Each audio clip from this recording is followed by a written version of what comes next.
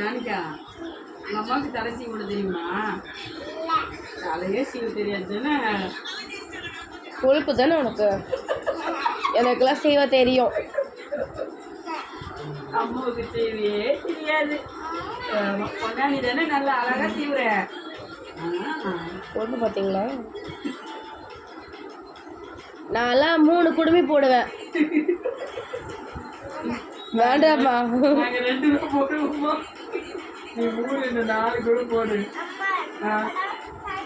நான் தலை சீவனா வலிக்கவே வலிக்காது. நான் சீவனை கூட வலிக்காது.